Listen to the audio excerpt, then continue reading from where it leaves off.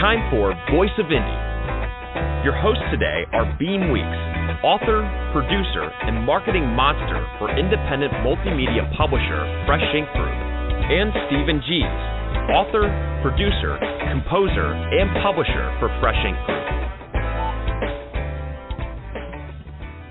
And welcome to another Wednesday evening with the Voice of Indie podcast. This is episode number 204, and I'm your host, Beem Weeks, and with me is Stephen Gies. How you doing tonight, Stephen? You know what? Hold on a second here. We've had an issue reconnecting with our guest, so we're going to bring her up real quick. She came back in. And hello, Fiza. Yeah, I'm here. Hey, okay. Welcome back. Welcome back. We are live on the air right now. The show starts, at 8 o'clock our time, whether we want it to or not. Yeah. So we're going to go through the usual routine here, and we're going to read some things, and then we'll bring you back in. But it's good to have you back. For the listeners, we lost contact with our guest, with Fiza, and it looked like maybe she couldn't reconnect. So, but we're glad to have her back. So, yes, and my okay. remaining hairs have gotten grayer. Yes. Okay. So anyway, let's kick things off. And I want to hear who this co-host is that you were introducing. Yeah, this co-host. His name is Stephen Gies, and he's over there in the corner. How you doing tonight, Stephen? I'm doing fair to middling. It was 96 degrees today, and I wound up having to stand out in the sun helping somebody get a quote from a body shop on fixing her car, and I melted. I absolutely melted. I looked down there, I was puddle on the ground. But we got storms coming in now, so my connectivity might become an issue. But, hey, we're having fun. All right. So, we had some storms that came through here yesterday, I think it was, yesterday morning. And we had some tornado warnings and things like that. But all sunny today, so, sunny and 80. All right. Well, I don't know if you've heard, Beam, but we've got some books out.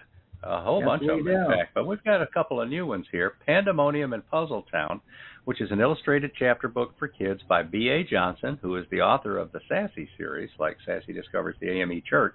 It is out now, and all of the editions are out, and it is populated, and everything's looking good, and sales are already starting to jump up. So congratulations on that, Barbara. We've also got a new trailer. It's only a couple of days old for that book as well. So if you want to go to the Fresh Ink Group channel on YouTube, check the trailer playlist, or just scroll on down and find it yourself. But new trailer for Pandemonium in Puzzle Town. All right. Another new one we've got, Mr. President, I've Got Your Back. The First Ladies of South Carolina State University. That is out now. That is by Abigail H. Huginey and Mary L. Smalls. And this is a historical book, a look at the First Ladies of South Carolina State University. Their husbands, of course, were the university presidents, and it's a really in-depth look at these ladies that were kind of unsung until Abigail and Mary put it together. Yeah, they're singing. Yeah. Okay, so just remember that. Is there a trailer for that, Beam? Is that trailer out now? I think that trailer is out now. I got so many trailers in the process of being put together. No, that one's not out now. I'm still putting that one together. So yeah. All right. So by next week's show, you should be able to check the trailer out for that one as well. Yes. Okay, listeners, if you want to call in with a question or a comment for tonight's guest, be part of the show. Here's how you can do that. No, that's the wrong one. Call 516-453-9902 right now with your questions or comments for tonight's guest. Or post a note on Twitter with hashtag Fresh Ink Group in the body of the tweet, and we'll read it on air. That's 516-453-9902 or hashtag Fresh Ink Group on Twitter. All right. All right, another new book out, The Nurses, book one of The Nurses of the Krieg, which is World War II historical fiction about two teenage girls growing up in Germany who want to be nurses. And war breaks out, as it tends to do from generation to generation, and they wind up at a very young age becoming nurses to fallen soldiers, working in German military hospitals and things like that. And it's a rousing tale. It's the first book of a series, and we highly recommend it. We're putting the trailer for that one together too, and probably we'll have that up by next week's show. Yes, lots of trailers in progress. Yeah, that's Anna Morgan. Anna Morgan is the author on that one. I didn't mention. Yeah, Anna Morgan, yes. Jan Sykes is A Beggar's Bargain. Book 1 of the Bargainers series is out now, and that has a trailer over there on YouTube. Go over to YouTube and check out the Fresh Ink Group channel, and while you're over there, like the video and subscribe to the channel. That helps with the algorithms, and more people can see more of these videos that we put out there, so do your part.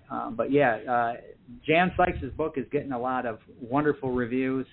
This is something that we're all celebrating here. So get over there and grab your copy if you haven't already. Yeah, now we got a couple knocking on the door saying, put me out, put me out, put me out, and we're going to do it. We're going to put them out sometime in the next 1 to 2 weeks. And these include Michael Filippello's Maritambo Moon Song. That's an illustrated, it's not a chapter book, just an illustrated book for kids.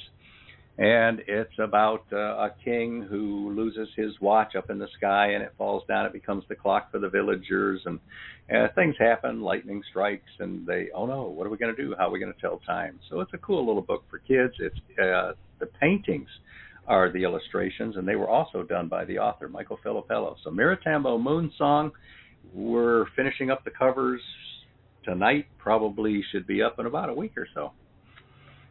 Yeah, all right.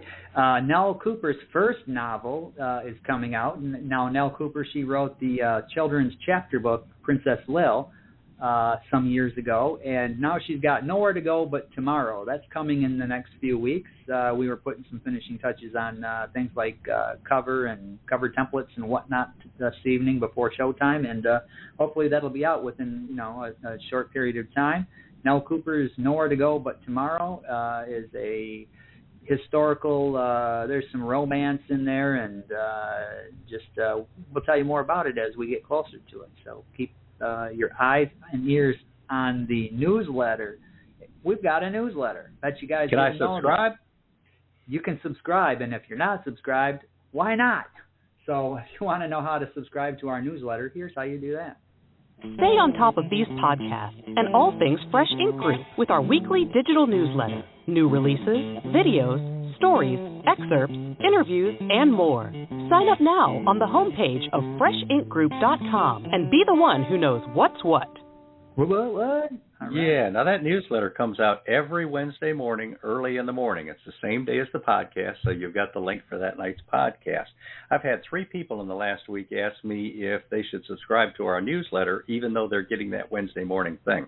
So it's a little terminology thing. That thing that you get on Wednesday morning, it's got all the info about the podcast, but if you keep scrolling down, it's got all kinds of stuff, trailers, announcements about new books, interviews, publicity things, stuff that our authors are out there doing. You can get ideas from, see pictures of them holding events and giving pointers on that kind of stuff as well. So it's a pretty cool newsletter. And if you use Gmail, if you get your newsletter at Gmail, when you get to the bottom of it, there's a little tiny fine print thing that says something to the effect of click to see the rest of this message. And you click that, and there's even more newsletter below it. So make sure you do that as well. Now, let's talk about what's going on with sales. Right now, the top 25 print bestsellers at Fresh Ink Group. I'm going to run through this list real quick, working my way up from number 25 from the bottom up. And I've just mentioned The Nurses of the Krieg, Book 1. That's the hardcover edition. Yes, the hardcover edition is in our number 25 slot. And Beem, isn't that book like about 4,000 pages long? I mean, it's a long novel. It's a long novel. When we have these long novels and we have to price the hardcover editions and cover all the printing costs and everything, we sometimes kind of grit our teeth and wonder, God, are people going to pay that for a hardcover? And they do. They keep proving that they will. So those of you who are thinking about putting out books and saying, I don't need no stinking hardcover, I think maybe you do. So Anna Morgan, congratulations. You've cracked our top 25 list with The Nurses of the Krieg in hardcover. Now above that, Janelle Jordan. Now we haven't had her on the podcast in quite a while, but her book, Still Not Enough, Minority Millennials in the Workforce, is in our number 24 slot. We've talked previously about Tina Reese, a special needs person living in a group home who wanted to write some poetry and essays thanking the people who've made a difference in her life. We helped her put it together. A Light in the Darkness, Words and Poems of Encouragement by Tina Reese. Paperback edition is at our number 23 slot. Number 22, Pandemonium in Puzzle Town. Boy, I've heard of that one. That's by B.A. Johnson. And, Beam, it's the hardcover edition. That's a case laminate, full-size 8.5 by 11 book. And it's just great for kids. It's fun. It's about inclusion. It's about a character named Kevin, where everybody in town has either knobs or indents because they're kind of like puzzle pieces. And Kevin is a puzzle piece, but Kevin doesn't fit in. So it's a cool thing about inclusion, acceptance, and whatnot with some fantastic artwork and good writing by B.A. Johnson.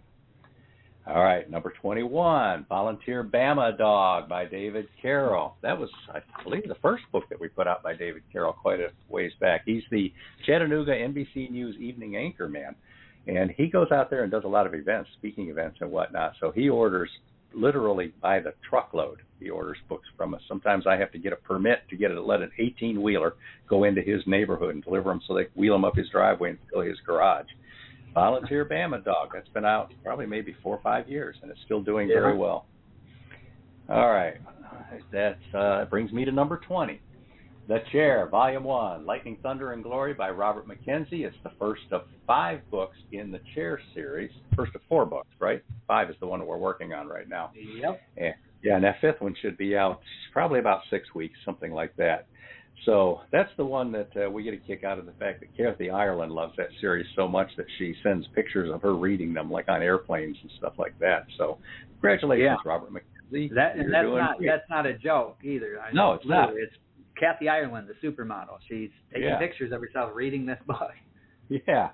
So I wonder if I could get her to read one of my. Well, anyway, the next one at number 19, Daddy Yo-Yo and the Legendary Marble Tournament by Dr. Janice D. Toney. That's an illustrated chapter book for kids about bullying, and it's the hardcover edition that's moving up on our list.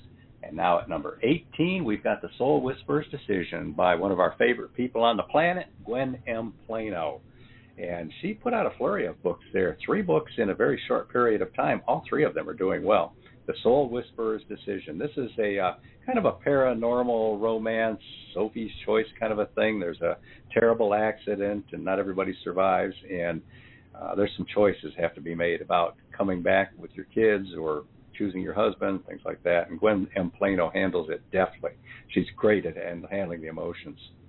All right, that brings us to Larry Landgraf. It's pretty cool because lately we've been seeing Larry Landgraf's illustrated chapter books for kids about an orangutan, but this time it's the first book in his 4-book dystopian future series, Into Autumn, a story of survival. He's got one for autumn, one for spring, one for summer, and one for winter. And each of these is a very cool book. So congratulations, Larry. You're getting back into our list again. And I believe that brings us to 16, which is As We Remember, A History of the Women's Relief Corps in Beaufort, South Carolina by Dr. Najma Thomas. That's a historical book with some, I spent a lot of time restoring some of the old photos of some of these people at their events and whatnot, and we had a lot of fun with this, but it's a great, great history, great African-American history, great military history, great women's history. It's just a good book all the way around. Next up, at 16, we've got, of course, an A.K. Wingler book, How to Start and Run Your Own Food Truck Business in, guess the state, Beam. Tennessee. Florida.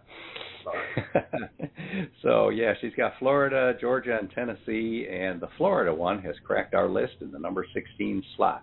Now, of course, we wouldn't have a top 25 without one of Kenneth Lindquist's driving books, How to Teach Driving Behind the Wheel, Lesson by Lesson, and it's the Instructor's Edition.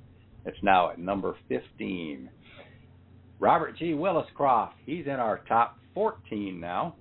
And Operation Icebreaker, a Mac McDowell mission, the paperback edition. That's the first of 4 Mac McDowell mission books, with number 5 coming very soon. Operation Bella Redux, book 5 in the series is coming.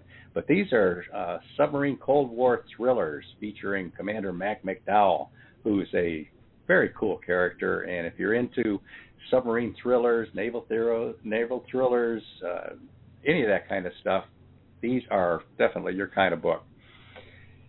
Next, at 13, we've got The Rise and Fall of a Construction Giant, The History, People, and Stories of CFW Construction. And that's by Dick Farrer, Jr., based on a company his father and a friend founded in Fayetteville, Tennessee.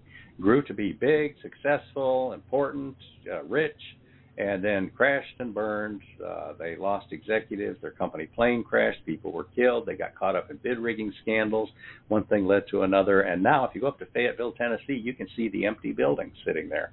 And Dick decided to go ahead and write the story. And, 5 years this has been out now.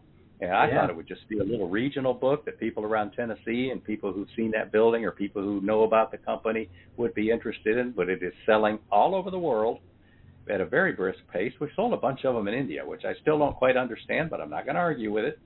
That's The Rise and Fall of a Construction Giant by Dick Farrer, Jr. That brings us to 12. Of course, we got to have Jan Sykes on here with A Beggar's Bargain, paperback edition, book 1 of her Bargainers series.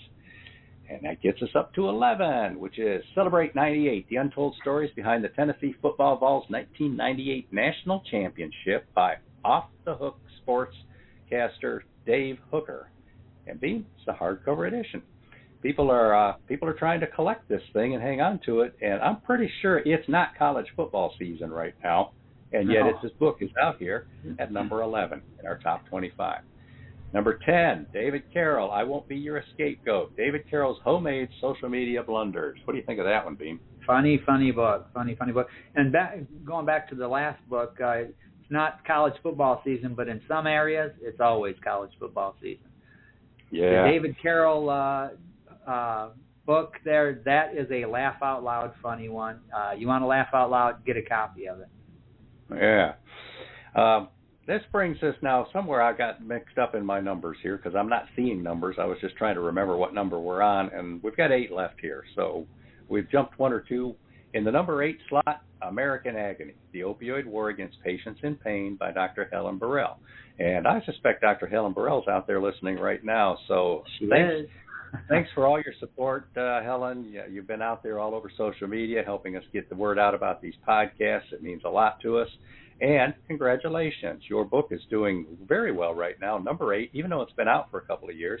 And I want to mention, too, Dr. Helen also has an illustrated book for children called The Hippo Campus. And these are hippopotamuses that are going to school to learn about the human brain. And it's a very cool book. Yeah, Dr. Helen is one of our all-time favorite people. So yeah, definitely. Thank you, Helen. All right.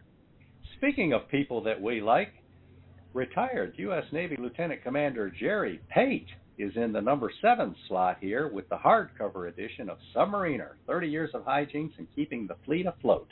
That is 60 chapters of memoir about his life above and below the sea, a lot of things he encountered. One of my favorites is the fun story when a Russian spy tried to live across the street from him and thought he was going to blend in.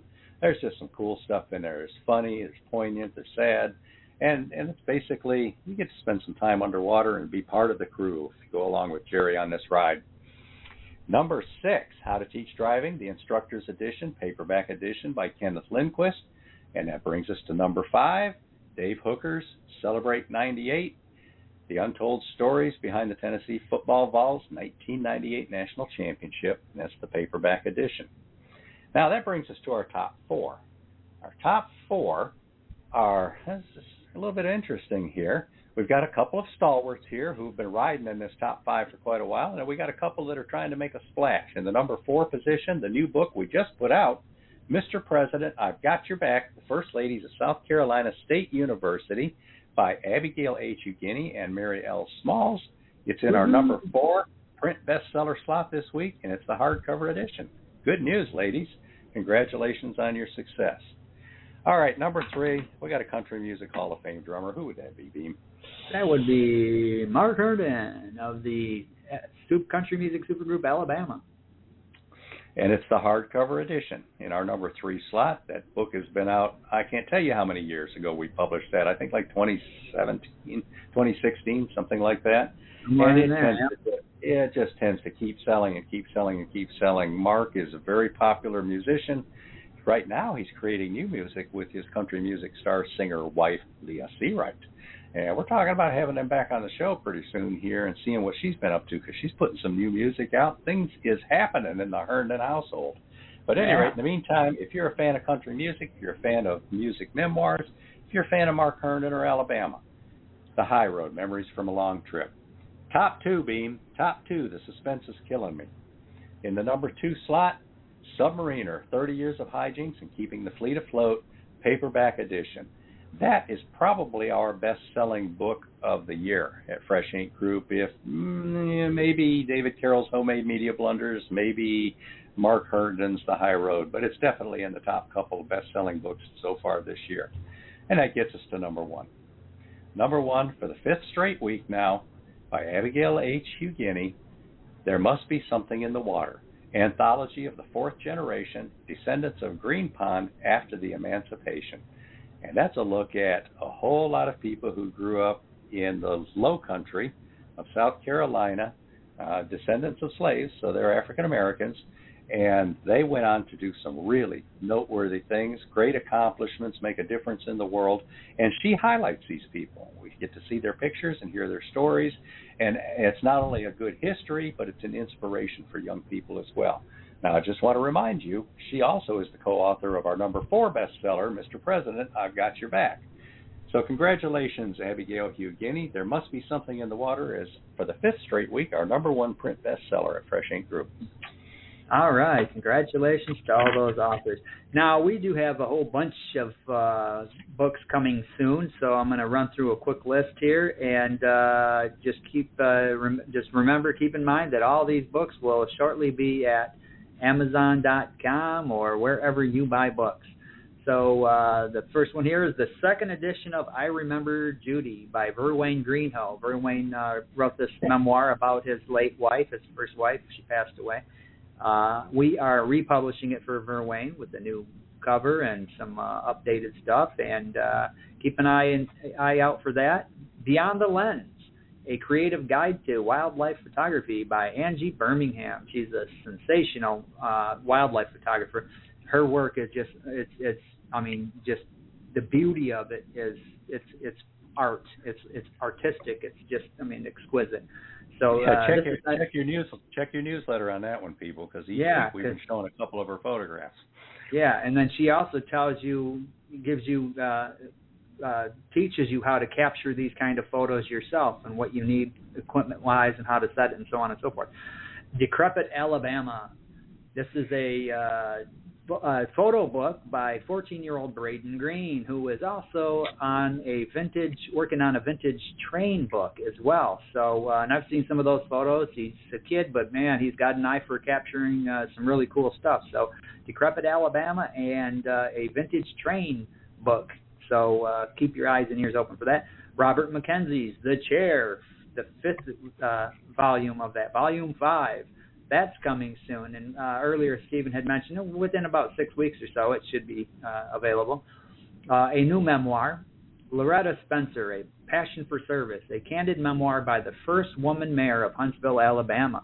So Loretta Spencer, former mayor of Huntsville, she's telling her story, and we're the ones that are going to publish it. So keep your eyes open for that.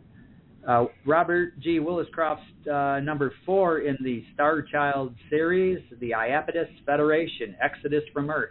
That's coming, as is the 5th book in his Mac McDowell series, Operation Vela Redux, a Mac McDowell mission. And we have quite a few more that are in the early stages, so don't touch that dial.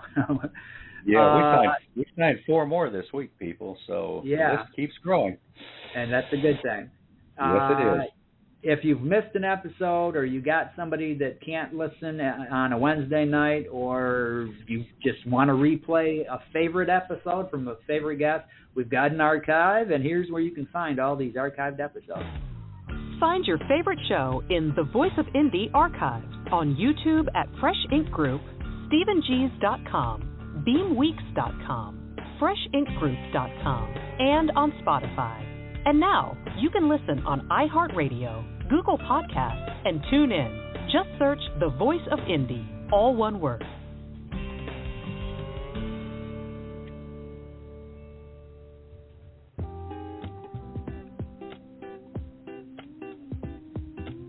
Mr. President, I've got your back. South Carolina State College was established in 1896 by the state legislature to provide educational opportunities to African Americans. The college is situated on land acquired by the state from the United Methodist Church in 1869. Thomas E. Miller was named the first president.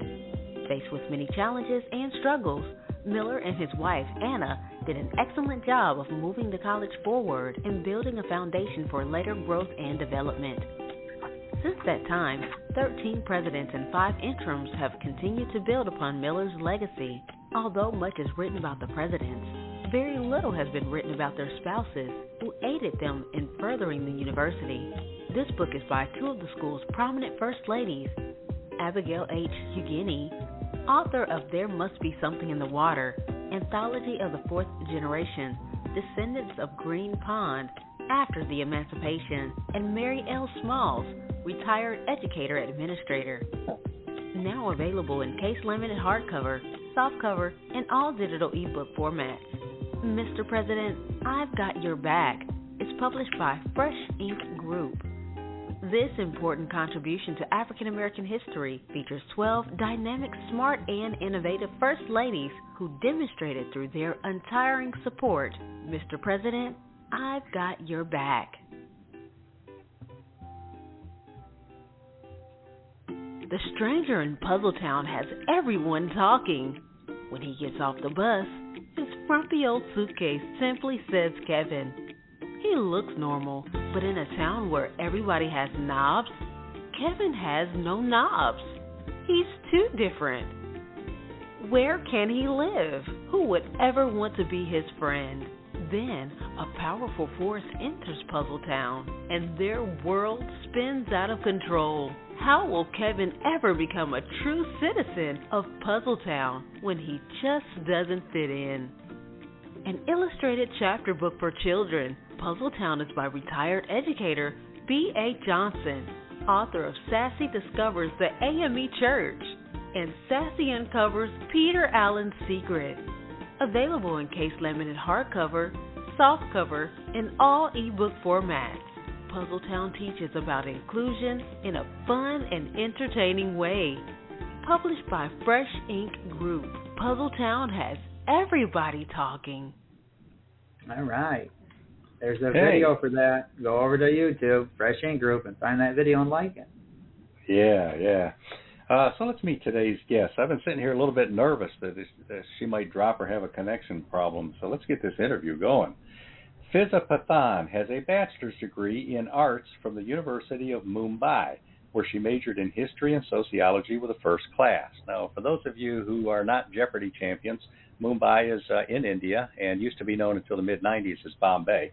So her degrees are from University of Mumbai. She also has a bachelor's degree in education, again with a first class, her special subjects being English and history. Fiza has written and published 17 award-winning books and short stories, which reflect her interest in furthering the cause of education and in championing social issues. In over 70 literary competitions, she is placed either as a winner or finalist, chief among them being the 2020 DBW Awards, the 2020 Writer's Digest Self-Published eBook Awards, the 2018 DBW Awards, the Killer Nashville 2018 Silver Falchion Award, 2018 IAN Book of the Year Award, 2018 Book Viral Millennium Book Awards, Reader's Favorite Book Awards, Reader Views Literary Awards, Eric Hoffer Book Award, Forward Reviews Indie Fab Book Awards, Mom's Choice Awards, Literary Classics Book Awards, and Dan Pointer's Global eBook Awards. So she sounds like a real slacker, doesn't she? She lives with her maternal family.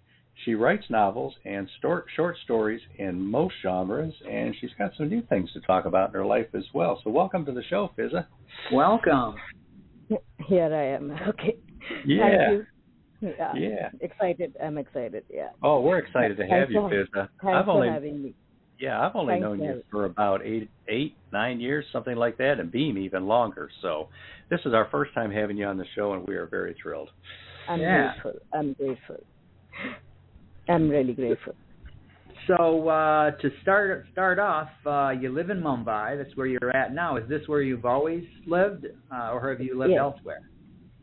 I have always lived in Mumbai, and I live in an area called Bandra. It's on a hill. I have a house on a hill, and that's where I live. But lots of things have changed since the last time we met, and I now have my own residence on the outskirts of Mumbai, near a hilly region called Badlapur. So I have a huge house over there in a gated apartmental complex, and most of my writing happens over there. So yeah. Wonderful.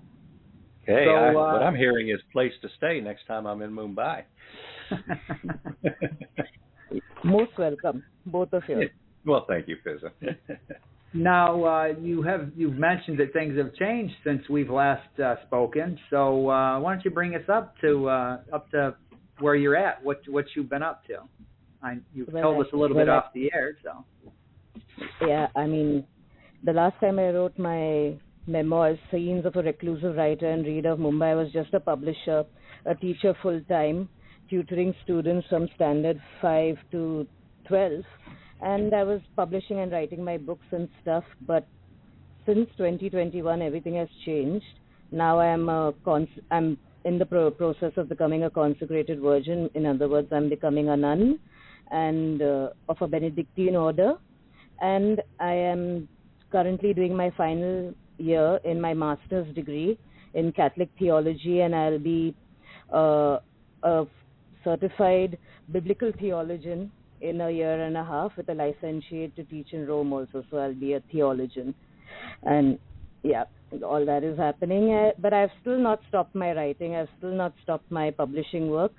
And I've still not stopped my tutoring. In fact, my tutoring has increased ever since I've been doing this. I tutor from 2 o'clock in the afternoon to 8, sometimes 9 p.m. in the evening, and then at 10:30 I have a break to eat, have a bath, etc., say my prayers, and then from 10:30 p.m. IST, Indian Standard Time, till 5:30 in the morning I have college at Atlanta, Georgia, which I attend asynchronously. So that's what I do. So even as a nun, you'll still be able to live in your house on the outskirts of Mumbai and continue pretty much a similar lifestyle you've had? Absolutely. I hope to one day settle in Atlanta, Georgia, where my college is and where the seminary is, or in Rome. But right now, I can stay at home because I'm a consecrated virgin. I can look after we have 2 sections, among us nuns. We can either stay in the convent, then the convent looks after and the church looks after our needs. Where I'm concerned, a consecrated virgin has to look after her own needs. So we have more freedom than the nuns in the convent. So, yeah, that's what I'm doing. That's very cool. Now, I was in Atlanta just last week. I only live 2 hours from there, so I'm going to encourage you to pick Atlanta. I love Atlanta. So you've seen the Holy Spirit Seminary over there? I mean, you know the place? I'm not real familiar with it. I mean, I've seen it. I've driven around it and all that. But I've also seen the Norfolk Southern World Headquarters with Braden Green, who's doing the train book as well. So, but it's beautiful here. It really is. You would love living in Georgia. It's a beautiful state. I love it. I love it already. Yeah. Now, I think one thing that comes to my mind here is I think you're actually the very first nun or nun to be that we've had on the program. I'm right now sitting in my habit, so if only with my cross and everything. So I'm looking quite the type. I just have to take my final vows. Yeah, I just have to take my final vows. You should have sent us a picture of that, and we would have put that in the newsletter. Well, we can next week. Yeah. Email me a copy of your picture, and we'll share that with the listeners. Yeah. Right. Okay, no problem. Sure, I will. So Fiza, what was it like growing up as a little girl in India, and what kind of life did you have, and were you interested in reading and writing from a very early age? Yes, certainly. I think one of the main reasons why I started loving to read before I started loving to write was because I have had a very difficult childhood. I was rejected at birth when I was born because I was a girl child by my father. And since then, I've been living in my mother's home and with my grandmother and her family. But I've been very reclusive and very introverted since then because my father was a very difficult man. He was an odious gentleman, which I have mentioned in Scenes of a Reclusive Writer and Reader of Mumbai. He often abused my mother. They fought a lot. And I was just, and he used to keep on blaming me. If you read the book, he kept on blaming me for the problems in his marriage. So, to just get over the fact that I was the cause of the failure in my mother's marriage, I started taking to reading and writing. I started taking to a lot of reading and writing. So, and because of that, later on in life, I started championing social issues, etc., which I still am doing as a nun right now. My ministry happens to be the writing ministry, and I work a lot in investigative Catholic journalism. It's for many newsletters and magazines, Catholic newsletters and magazines, on the national level and international level. And two other of my ministries are two controversial ones, looking after LGBT Catholics in Mumbai and worldwide. I minister to them. And investigating sexual clerical abuse of minors and other vulnerable individuals in Mumbai, in India, and worldwide. Yeah, so that's what I do. Well, that's very noteworthy and admirable work, definitely. Yeah. Important work. Now, we've touched a little bit on your family. You mentioned that you've lived with your mother and your grandmother. Your uncle Blaze. Tell us a little bit about him, because I know he does a lot of your social media. I've had interactions with him, and we like him. He's cool. We like him. He's a cool dude. He's a cool dude. Yeah, he's a cool dude. I mean, he has taught me everything I know. He's my godfather. In fact, he was the one who told my mother, please don't jump in the well or don't commit suicide with your baby. Please, if he's rejected her, please come and stay with us. I would like to be an honorary father, and that's what he's been since then.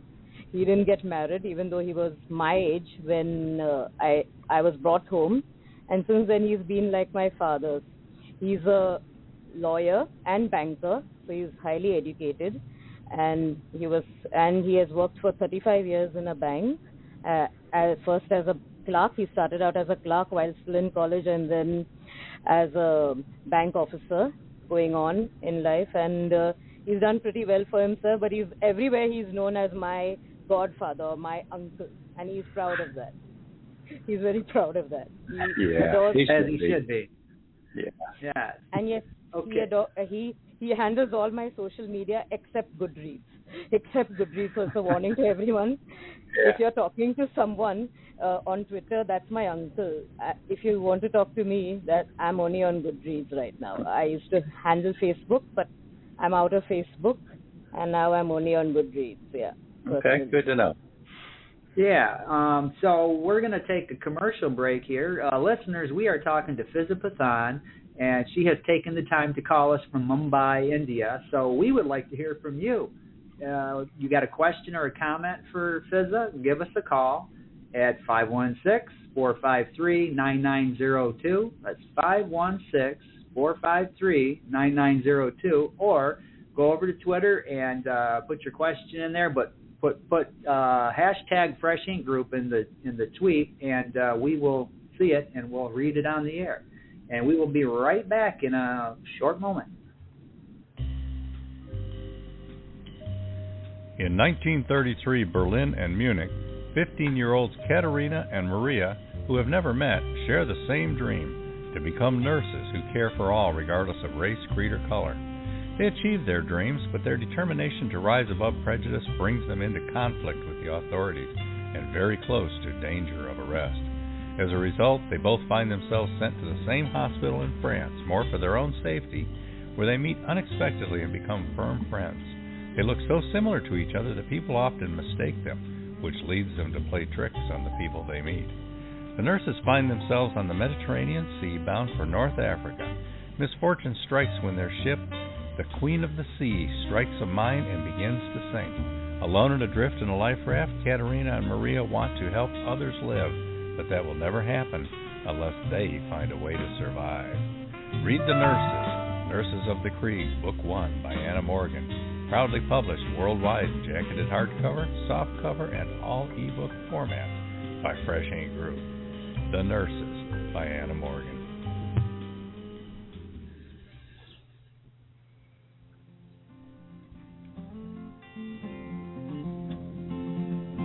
A shocking proposal that changes everything. Desperate to honor his father's dying wish, Lakin Martin vows to do whatever it takes to save the family farm. Once the Army discharges him following World War II, Lakin returns to Missouri to find his legacy in shambles and in jeopardy.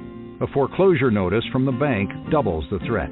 He appeals to the local banker for more time, a chance to rebuild, plant, and harvest crops, and time to heal far away from the noise of bombs and gunfire. But the banker firmly denies his request.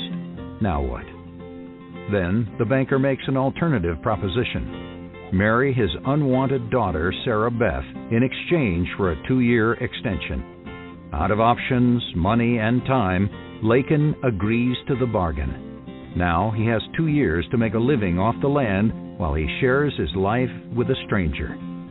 Read A Beggar's Bargain, Book 1 in the Bargainer series by best-selling author Jan Sykes. Available worldwide from multimedia publisher Fresh Ink Group in jacketed hardcover, softcover, and all ebook formats.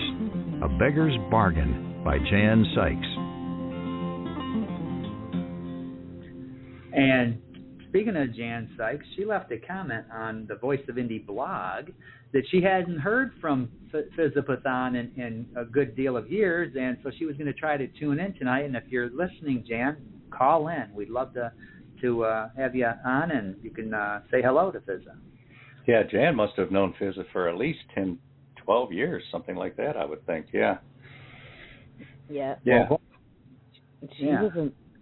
She was amazing. She's an amazing writer, and I'm looking forward to reading Beggar's Bargain. I just love the sound of the trailer. You'll really do a good job at Fresh Ink. Well, thank you. And, Fiza, anytime you say I'm looking forward to reading your book, that thrills us because you write great reviews.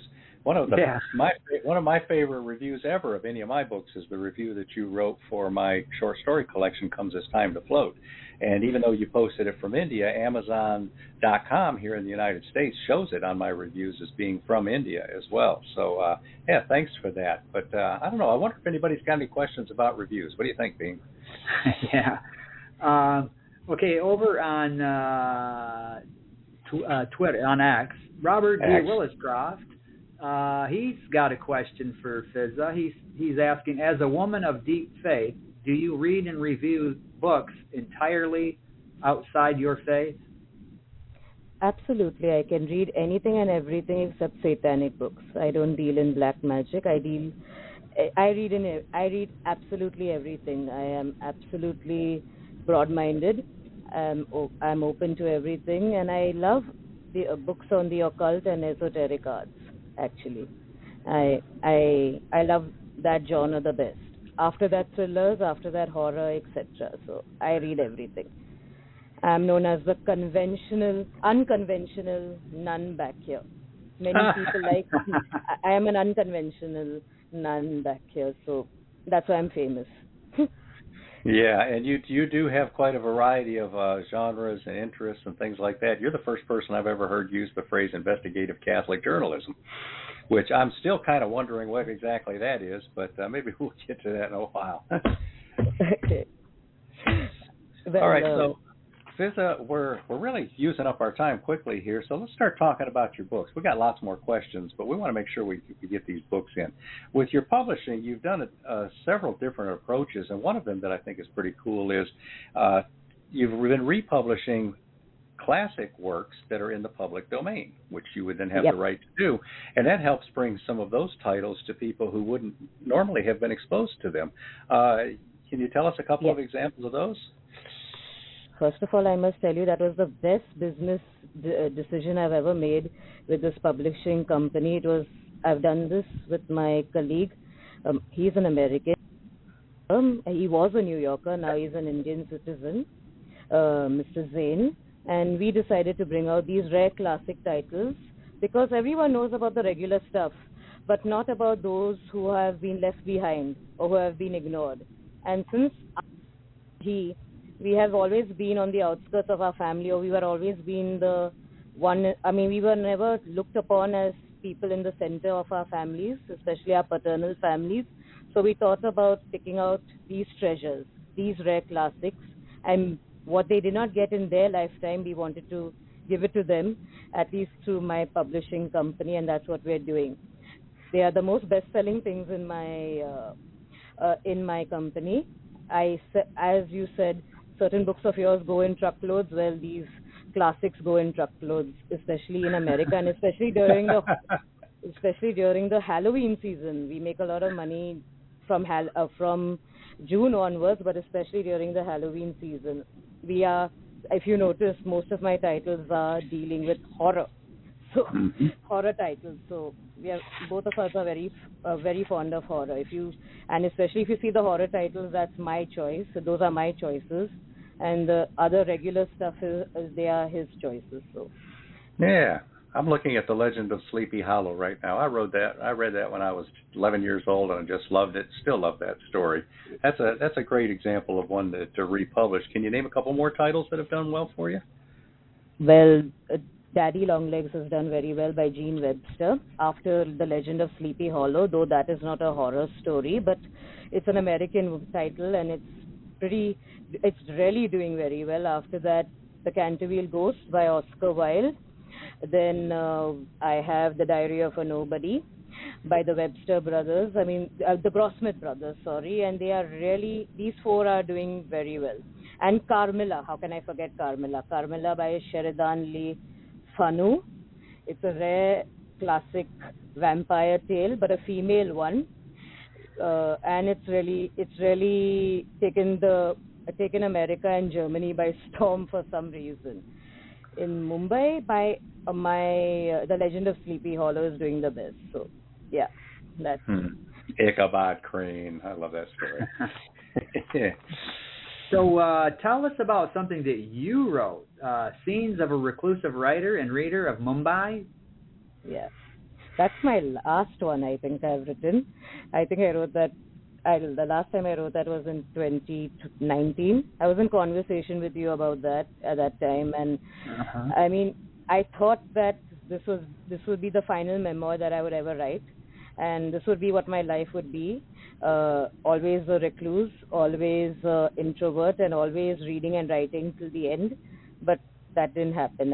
After 2021, especially January 2021, things changed, and it became necessary for me to become a consecrated virgin and to take up theology as a subject and to start my various ministries.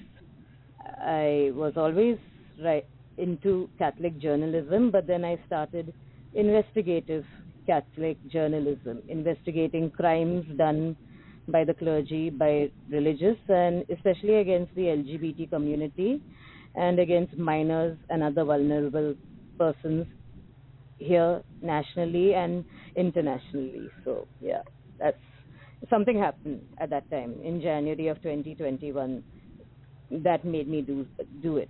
That made me take this decision. Yeah. And yet you probably still have another memoir in you coming someday, don't you? That's what I was just going to ask. Yeah, something like no longer a recluse. Yeah. No longer a recluse, but still a reader, still a writer, still a publisher, but different places, different experiences, etc., and much more in depth. I won't be focusing on my books, etc., but on my life, personal, just about my life, and not about the books that I'm reading. The focus will be it'll be away from the books and more on the people I've met in these past few years, especially the wonderful LGBT individuals that I've met, and I've been working with, who are Catholic, who are practicing Catholics, and they need to be heard, and their stories need to be told also. So, yeah, that's what I plan on doing. Yeah, and on the subject of LGBTQ, you also have a book here called "The Love That Dare Not Speak Its Name," a short. What is that about? I won the most awards for that one, especially the DBW award for best short stories. I was competing with Fire and Fury, which was about President Donald Trump and stuff, Bob Woodward's books, etc. at that event, and I won. It's investigative journalism, but on the LGBT community, and it's about how parents should react and how they should, if they have such children in their homes or individuals in their homes, young adults in their homes, how they're supposed to take and how they're supposed to react to them, etc., the issues they face, and especially world over. It focuses on the LGBT issue among the younger generation and youngsters world over, and that's what the book is all about. It's totally inclusive. It's globally inclusive of every it's pro-LGBT, of course, and it includes almost every country in the world and how they treat their LGBT individuals.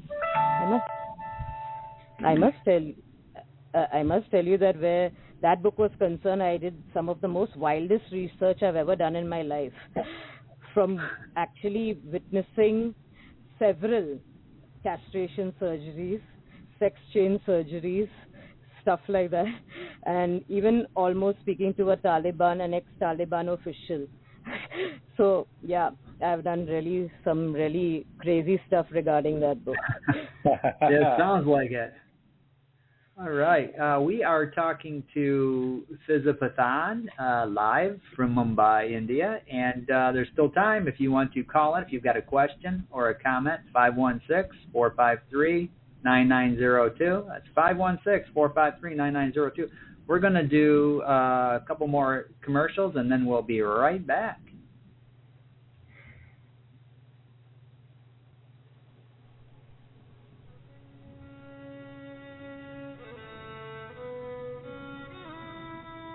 I am a recluse and love books more than I love people. So begins Fiza Pathan, the self-proclaimed reclusive writer and reader of Mumbai.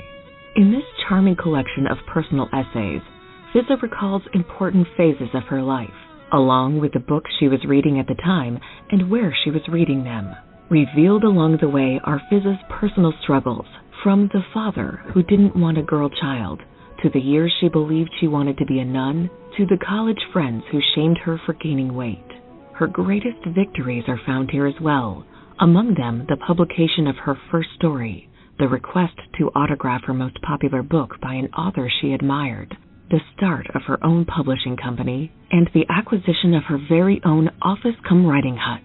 Within her stories, you'll meet Fiza's beloved mama, editorial partner and Uncle Blaze, many other uncles and aunts, the librarians of her youth, and plenty of book salesmen, all the people who have helped Fiza along her path to books, and more books. You'll also take a taxi with Narayan, Fiza's Man Friday, to visit her favorite haunts, from libraries to kiosks to boutiques to vendors, who pile their offerings on the sides of the road. And you'll learn the plots of her favorite comics, religious writings, medical thrillers, horror stories, activist writings, and so much more. Fiza believes that every one of the books she has read has helped her become the person and the writer she was meant to become. Scenes of a reclusive writer and reader of Mumbai is her life in books.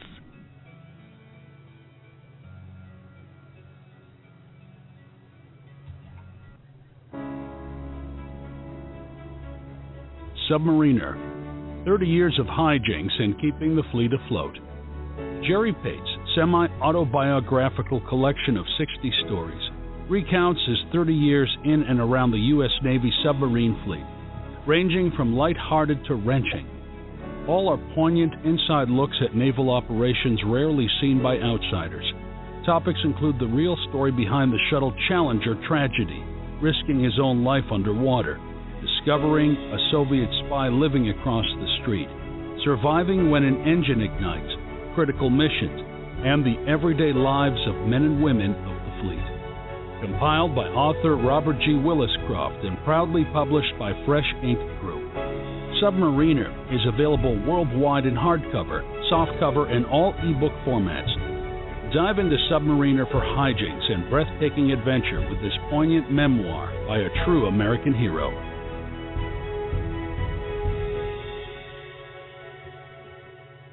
Both of those are trailers over on the Fresh Ink Group channel at YouTube, too. And you especially check out that Scenes of a Reclusive Writer by our guest tonight, Fiza Pathan. Yeah. Okay, so Fiza, we're going to drop a couple more of your books here. What are we looking about at? Nirmala. How about Nirmala? Yeah, Nirmala, the Mud Blossom. What is this one about? It's my first investigative journalism title.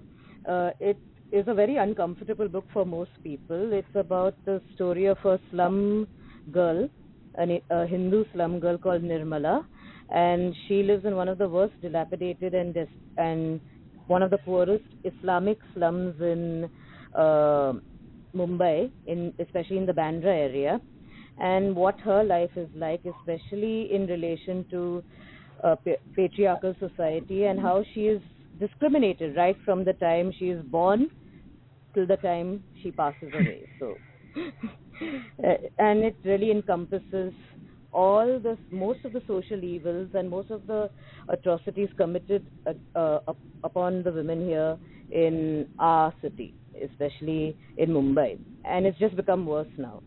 With the current scenario that we're in. I mean, I wrote that in 2013 or 2014. Now, in our current situation, it's just become worse. It's horrendous now. I mean, that is nothing. If people feel uncomfortable about my Nirmala and about Amina, then you have no clue what's happening right now. It's terrible. The situation is terrible right now. Yeah.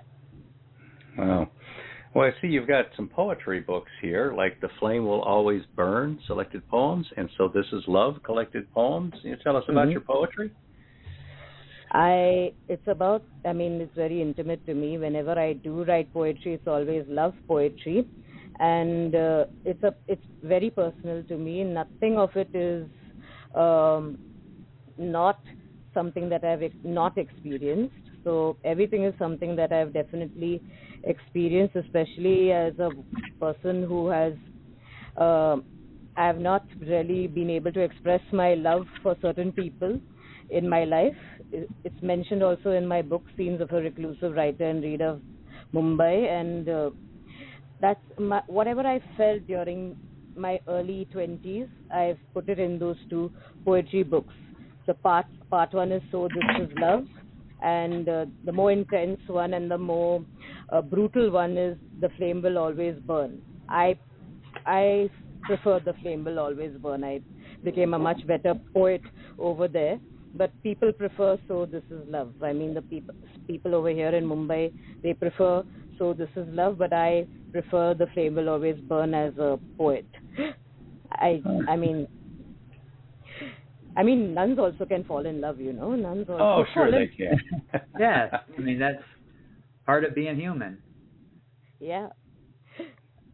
Now, what we got SOS, Animals and Other Stories. What is this one about? This was my first ever book. I wrote it when I was in college, last year of college, undergraduate college. So that was BA, my last year of BA, Bachelor's in Arts. I was 20 years old when I wrote that. I wrote it between my history classes, and I tried getting it published. They are parabolic short stories, a collection of parabolic Catholic short stories based on the lives of certain animals, so who are telling biblical morals. I tried getting them published in Mumbai unsuccessfully until I published the book on Amazon in 2012 when I began my writing career. I discontinued my work as a teacher in a reputed ICSE school, and I took on writing and tutoring full time. I felt that was more rewarding than working in a school and working my ass off over there. So, especially with the type of children we are having nowadays. And I was very young. The thing is, I was too young when I started teaching, and I was given the higher section. So I was 21, and I was given the 9th and 10th graders. Whoa! So, wow. Yeah, I went for an interview to the 5th grade for the 5th grade, and they said no, we need someone as good as you for the 9th and the 10th. So they shoved me over there in the 9th and the 10th without taking my permission, etc. I was not very willing, and it was a very difficult time. I had apparently I was good looking, so I had these boys. It was a co-ed school. I had the mob of boys always in the corridor staring at me in my classroom, to such an extent that I think for the 11th and 12th graders, so that to prevent them from coming on the floor, they had made a gate. They made a gate. The Fiza gate. Yeah, the Fiza gate. Yeah, the Fiza gate. You can say that they made a gate so that they couldn't come downstairs, and only the peon had access to the gate. So yeah, it was that bad. Oh, that's cool. Now, you've got a bunch of short stories, too, that are independent titles, standalones like My Sweet Lord. And one that's really jumping out to me here is called Caste Metal. I've got a number of friends in India, and I know there's a lot has changed over the last few generations about how caste is treated and perceived in India. And my friends over there tell me that it's supposed to be downplayed, but sometimes isn't. So I'm really curious, what is this story about? Well, this story is about it's set in the 19th century, just before Mahatma Gandhi came on the scene, and it's about what a person would go through, a little child would go through, if he was found trying to educate himself, and if he was from one of the lower castes. A boy called Kachar, I named him Kachar, the protagonist. He taught himself how to read and write in Sanskrit by reading some of the Sanskrit texts which were thrown in the rubbish, and he was caught by the upper castes. And what happened? And they realized that to purify the Sanskrit texts that were made impure by him reading it, they had to conduct a purification. So wow. What happens during that purification is something that you'll have to see while reading Caste Metal. It's gruesome. It's gruesome. It's gruesome, yeah. If you're a horror fan, well, you would like it. But the problem with this title is it's not horror fiction, it's real. It used to really happen, and the shocking thing is it can come back. It can come back. Whatever was happening at that time, it stopped post Mahatma Gandhi, but now it can come back with the situation that we are in. So read it and see what happened to what could have happened or happened to poor Kachar. Wow. I believe I read that one several years ago. I remember that one. Yes, Beem, so you did, and you gave me a lovely review. So yeah. So Fiza, tell us about fan reactions. Have you met readers, or you get emails from them, or reviews, and what's their take on your books? From Mumbai, I get a lot of people. They especially when I had my writing, my writer's hut, my office cum writing hut. I had many people buying my earlier book, Reclusive Writer and Reader of Bandra, and from all over Mumbai, and then later on from the rest of India, people just used to come and visit me, at different times of the day, including the night. Okay, people used to just come wanting to see the writing hut.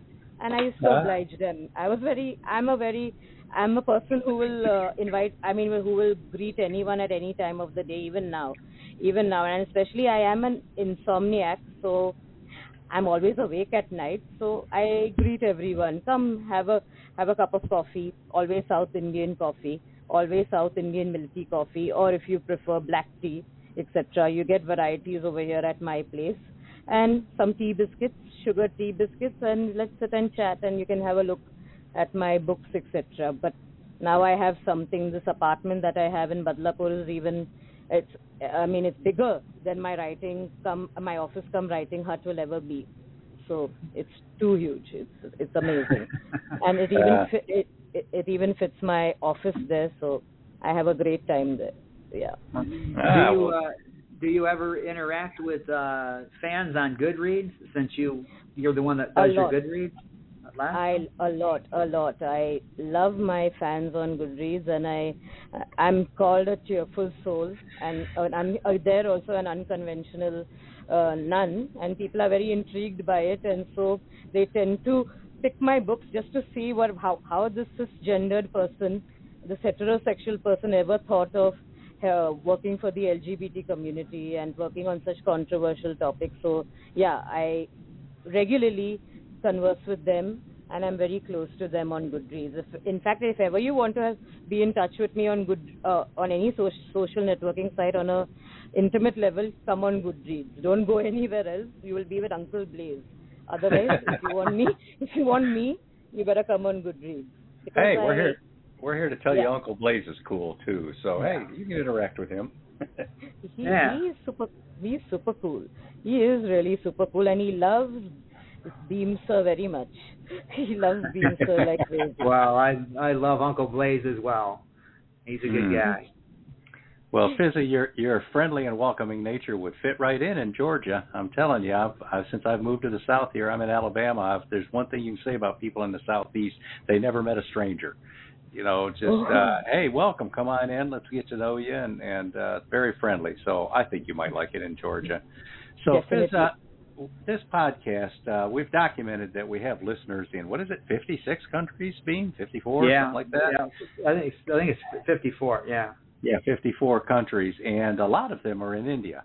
So my next question, and one of our last questions here, is going to be, do you have any advice for authors out there? And keep in mind, you'll be talking to people all over the world, not just in India or the United States.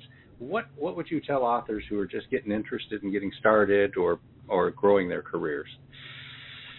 First thing, please get your manuscript edited very well, because that plays a great part in getting your awards, getting your fandom, etc. Because the readers of today, if you really study the market very well and you study these social networking sites, they are totally put off by editing issues, and if it's not proofread very well. So whatever be the circumstances, just reduce your expenditure on advertisements, but definitely put in some money for your editing and your proofreading.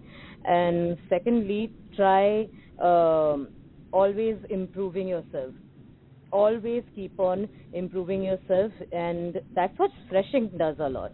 I keep on seeing new things with Fresh Ink, new things they are coming up with in their business, etc., and their marketing skills, etc. So keep on trying to improve yourself. Don't publish one book or two books and just stick over there. You have to just keep on writing, at least one book every year, however small it may be, or just a short. Just keep on being in the market. That does the trick.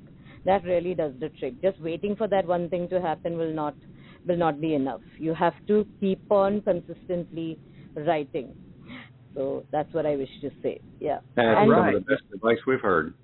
Yeah, that's a kick in the pants to me, because I'm a slow writer, and so I'm not putting a book out a year like I had intended to. But hopefully, I've got one coming out soon. So now, You're famous. You're a rock star. Now, Beem, let me cut in for a second here and say, for those of you who have been wondering why we haven't heard from Verwayne Greenhoe tonight, he's got over on Twitter/X that they lost power right before the show, but they're back in their 95-degree heat. Joy to the world. Laugh out loud, he says. All right. Well, welcome to the show, Verwayne and Lisa. Yep. Now, Fiza, this is where we usually ask about how fans can contact you, how listeners can contact you, reach out to you, and like through social media and whatnot. Now, we've talked a little bit about that. They can contact you through Goodreads, but if they want to follow you on Twitter, where Uncle Blaze is handling that, give your handles for like Twitter and if you're on Instagram or anything like that. Give my handles. Okay. Fiza Pathan, it's just Fiza Pathan. So do I just say it orally, or do I have to write it down right now? Oh, no, that's fine. We're just telling our listeners. So it's just Fiza Pathan on Twitter or X? Yeah. It's just Fiza Pathan. There's nothing new. It's just my first name, even on Instagram. Yeah. Okay. All right. Well, Wonderful. Fiza, this has really been a treat for us. So like I say, we've known you for a long time. We've always admired you and respected you. And then if you review one of our books, we just get up and dance a jig because you write great reviews, and we're always grateful for that as well. You're very thoughtful. You take the time. You break it down, and you tell people what you like or don't like about a book, and they're just great reviews. So, again, thanks, and we want you to keep our listeners more informed about what you're up to, and send us some things to put in the newsletter. And of course, when you're ready to have another release, we'd like to have you back on the show. Wouldn't we, Beem? Yes, we would. So when you're getting ready, if you've got new books coming out, or you've got some kind of thing that you're celebrating, send that info to either me, or you've got my email, or sam@freshinkgroup.com. Sam is our newsletter guy, but we would love to have you back on the show when you have your next book out. So done. Sure. Lots of things happening. So I got an award. Cool. I got a national award recently, so I think I'll send that in. And how I look now in the I look like an American priest, but with a little. Some people from the back, they think I am a Muslim, an Islamic woman without the headdress. So certain Muslims come to pull me. They actually pull me on the road. And they say, how dare you not wear the hijab? And then when they turn, they see my cross and they say, sorry, sister. Sorry, sister. Forgive me. Wow. So wonderful. It's a big world. Yeah. All right. So listeners, make sure you come back next week. Check your newsletter for the link. We're going to have Michael Filippello, and he's going to be talking about his new illustrated kids book called Miratambo Moonsong. And then after that, we are going to have Noah Cooper on, and No Place to Go But Tomorrow. That's her new book. She's also the author of the children's chapter book, Princess Lil. So tune in for Noah Cooper after that. And then following that week, we've got Rob and Joan Carter. Now, we've had them on the show before. They have a podcast. It's a video podcast where they interview authors every week. And every week in our newsletter, we put the information and link for their podcast because we like to help each other cross-promote. So Rob and Joan Carter are going to be on that week. And then after that, we've got a rerun because Stephen's going to be busy that night. So we're going to do a encore performance, an encore playing of Annette Rochelle Aben's episode that she did, a very popular episode in the archives. So tune in for that. She was a fun time. And following that, a friend that we've had for a long, long time, Marlena Smith Burris, is going to be back. She's got a new book out. Marlena, she goes way back with you, especially, doesn't she, Beem? And Marlena lives not too far from me here in Alabama. So last time Beem came from Michigan to Alabama, we got to go have lunch with Marlena, which was pretty cool. Did. So we're going to have Marlena Smith Burris on, and then once we get well into August. Late into August, we've got Noah Asher. Now, we're going to have people in between Marlena and Noah, but I still have to get these shows booked. But Noah Asher, late in August, and he writes a lot of Christian work. He's born again, and he's turned his life around. He had some issues or whatever, and now he's become a speaker and just a very interesting man. So we're going to give him a platform to speak on. And, again, keep your eyes and ears on that newsletter because we'll be announcing who's coming up. And, like I said, we've got a few more pretty good guests lined up. So. Yeah. Now, our guest tonight, again, has been Fiza Pathan. Her last name is Pathan, and you can find her in the United States as well, all over Amazon.com, republishing with her own company, The Classics, and she's got her memoir, she's got short stories, she's got investigative stuff, she's got just a whole lot of cool books out there. So check out Fiza Pathan. Fiza, it has, again, been a real treat having you on. Yes, it has. We enjoyed having you. It was amazing, after a long time. Yeah, and listeners, you can, if you reach out to her on Goodreads, she will personally answer you. So keep that in mind.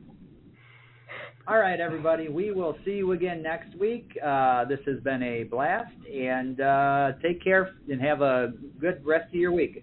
Yeah, we're going to learn more about some Robert G. Williscroft books on the way out. Discover interstellar drama with Robert G. Williscroft's science fiction series, The Oort Chronicles. In the first chronicle, Icicle, a tensor matrix, Braxton Thorpe has discovered a threat to the entire solar system, but he has a problem. He's dead. Frozen at death, he awakens to find himself uploaded into an electronic matrix. Exploring the larger global net, he discovers the Oort, a distributed electronic entity older than humanity, with an unnerving secret. Aliens wiped out nearly all life on Earth once and are coming back to do it again. The mathematical entity that is Thorpe has to find a way to convince humans of the threat, and in time to do something about it. But how? And what? In the second Oort Chronicle, The Oort Federation to the Stars, Braxton Thorpe passes the Federation chairmanship to former U.S. President John Butler. Thorpe's group offers humanity virtual immortality, but Isidore Orloff and his Udachni enterprises oppose their every move. Phoenix terraforms Mars for more living space, but the Mars Reds prove formidable resistors. In this tense space adventure, Thorpe, his team, and Max the Tabby Cat travel to Proxima Centauri and beyond to the Astor System, 84 light-years distant. Will Thorpe bring together humans and Asterians in their quest for intergalactic travel? Will long life prove more than mere humans can handle? In the third Oort Chronicle, Ran, a civilization in hiding, humans commence a voyage of discovery to the cold spot in the cosmic microwave background.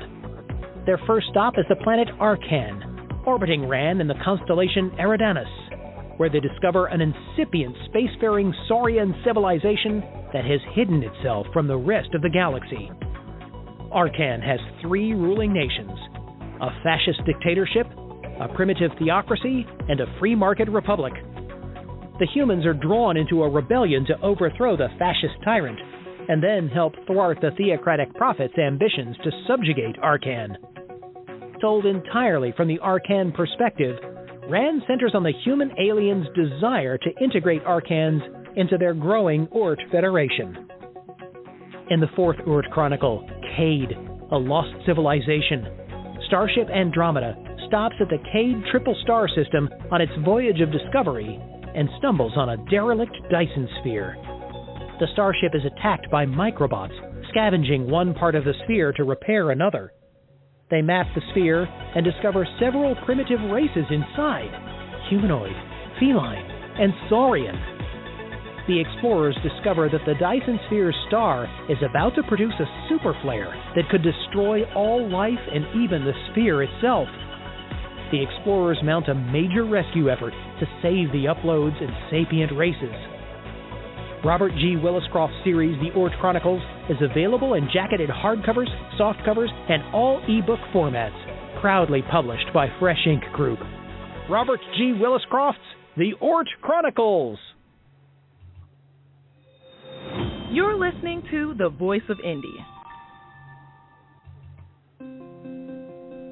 Check out FreshInkGroup.com for everything publishing. Meet scores of authors. Discover hundreds of great books, plus audiobooks, podcasts, videos, trailers, free stories, free manuscript evaluations, and more. That's FreshInkGroup.com.